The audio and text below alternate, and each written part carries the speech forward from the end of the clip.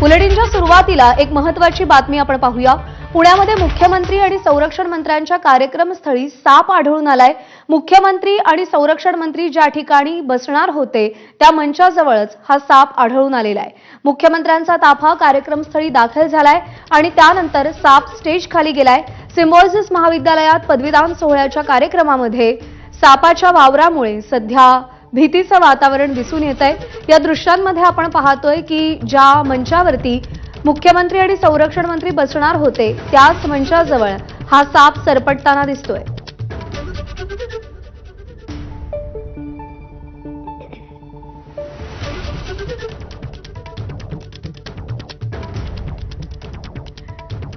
नाझीम मुल्ला आपले प्रतिनिधी आपल्याला या सगळ्या संदर्भात अधिक अपडेट देतील। नाझीम, कार्यक्रम सुरू झाल्याचं कळतंय, दरम्यान या सापाला पकडण्यासाठी काही उपाययोजना केल्या जात आहेत का? सर्पमित्रांना वगैरे बोलावलं गेलंय का? सध्या केंद्रीय संरक्षण मंत्री राजनाथ सिंह, मुख्यमंत्री देवेंद्र फडणवीस, त्यासोबतच मंत्री चंद्रकांत पाटील, माधुरीताई मिसाळ या सगळे या मंचावरती आहेत आणि ते येण्यापूर्वीच या ठिकाणी सापानं या ठिकाणी मंचाच्या समोरच शिरकाव केल्याचं आपल्या दृश्यांमधून या ठिकाणी स्पष्टपणे दिसतंय। खरं तर निसर्गाच्या आवारात जे आपल्याला दिसणारे सर्प असतात ते या ठिकाणी पोहोचलेले आहेत।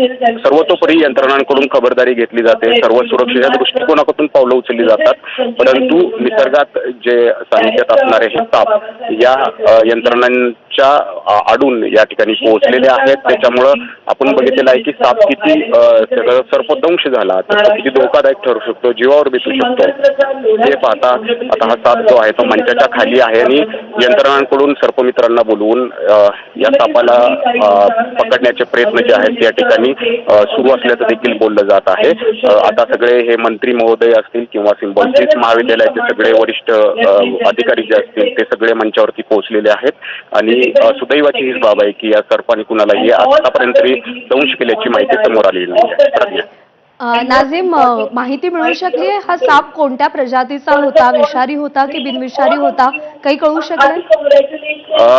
ज्या ठिकाणी सिम्बायोसिस महाविद्यालयाचा परिसर आहे त्या ठिकाणी आजूबाजूला सर्वत्र घनदाट झाडी आहे, जंगलचा परिसर आहे, त्याच्यामुळं हा सर्प जो आहे तो विषारी असण्याची शक्यता जी आहे ती वर्तवली जात आहे। खरं तर तो कोणत्या जातीचा प्रजातीचा आहे याबाबत फारसं कळू शकलं नाही, कारण तो मंचाच्या समोर अगदी काही सेकंदच या ठिकाणी दिसून आला आणि नंतर तो मंचाच्या खाली गेला, त्यामुळे त्याबद्दलची माहिती प्राप्त झालेली नाहीये। परंतु सुदैवाची बाब इतकीच आहे की अद्याप त्यानं कुणाला सर्पदंश केलेला नाहीये, परंतु केंद्रीय मंत्री राजनाथ सिंह असतील, मुख्यमंत्री देवेंद्र फडणवीस असतील, चंद्रकांत पाटील असतील असे दिग्गज मंडळी या मंचावर असताना यंत्रणांच्या नजरेआडून या सापानं या ठिकाणी प्रवेश केलेला आहे।